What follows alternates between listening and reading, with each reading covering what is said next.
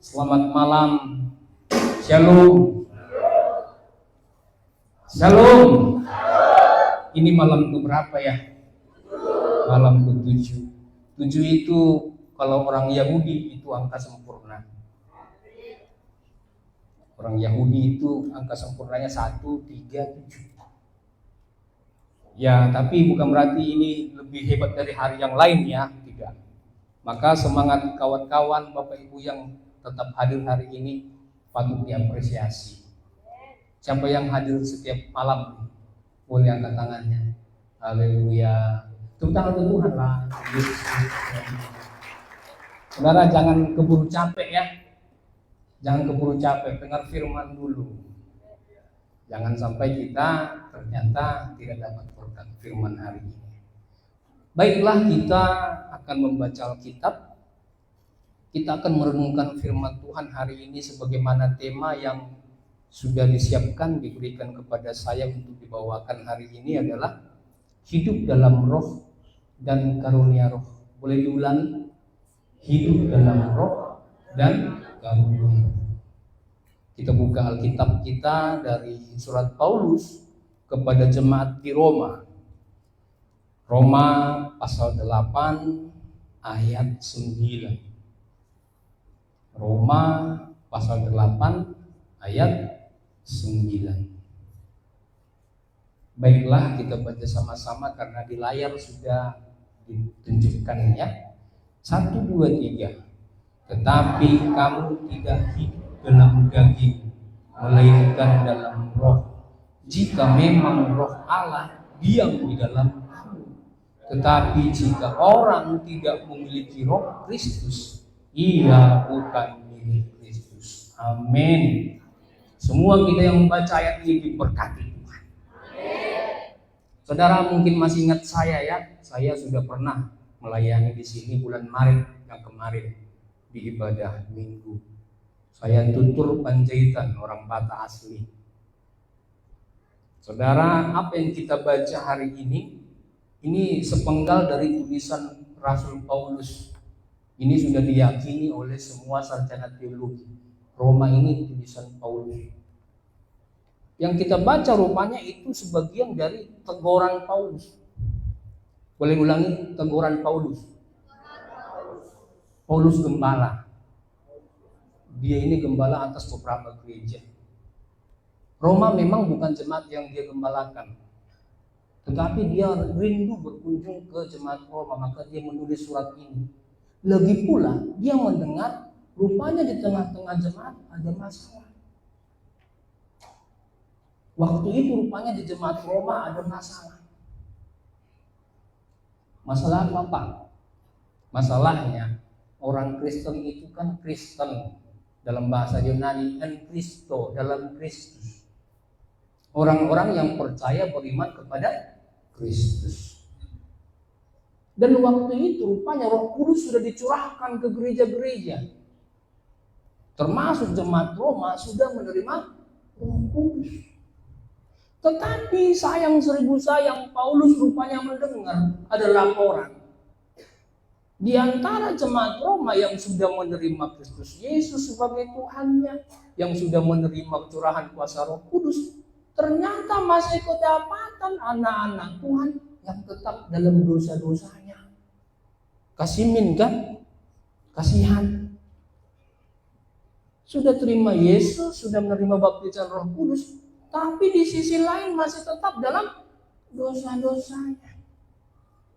Lantas mereka beralasan begini Bapak Ibu. Kan masih manusia. Kan masih tinggal dalam daging yang berdosa. Kan masih banyak urusan di dunia yang belum kelar.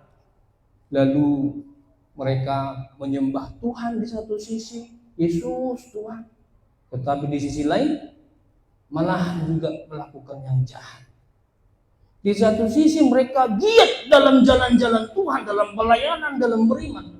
Di satu sisi dia juga berdosa. Itu kedengaran sama Rasul Paulus, maka dia menulis ini. Hai jemaat Tuhan, tidak boleh begitu. Kamu itu sudah percaya Yesus, Kamu itu sudah menerima Roh Kudus. Kenapa kamu memberi dirimu diperbudak oleh dosa?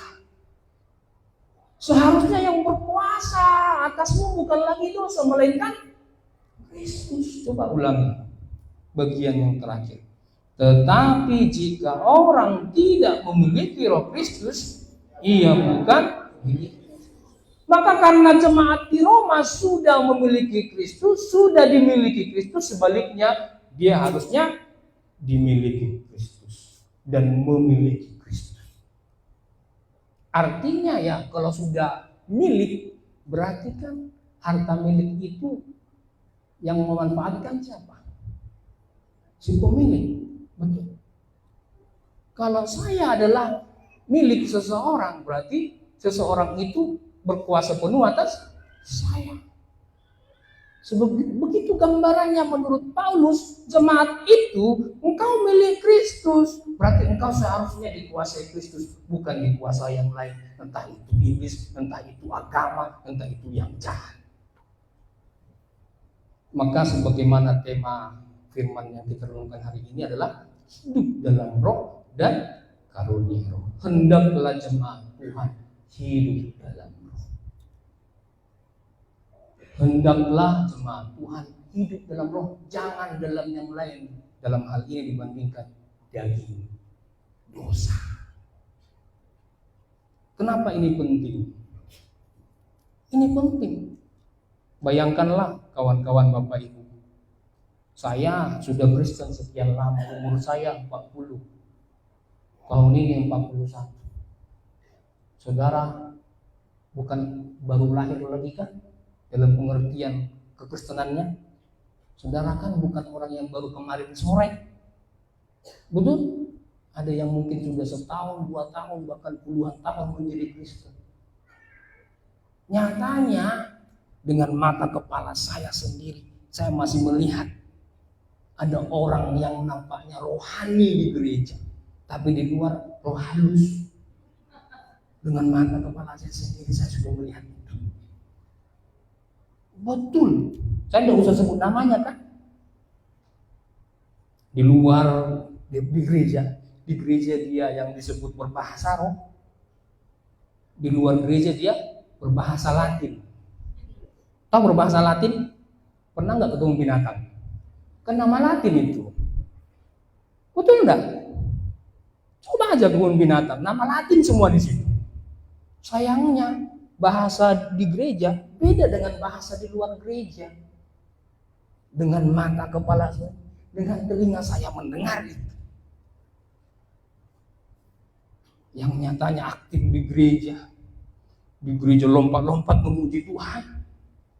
Lompat muji Tuhan, betul? Mana WL singer itu? Lompat-lompat muji Tuhan, main keyboard semangat, wah, bas, nyatanya di luar lompat pagar tetangga, nyolong jemuran. Saya sudah lihat. Saudara mungkin juga menjadi saksi mata, begitu mengenaskannya kekristenan yang dijalankan itu orang. Jangan-jangan saya. Daripada saya melihat orang, jangan-jangan saya salah satunya. Jadi bukan hanya di jemaat Roma yang nampaknya hari-harinya melayani Tuhan, sementara juga melayani dosa. Jangan-jangan saya juga sekarang. Maka catatlah itu.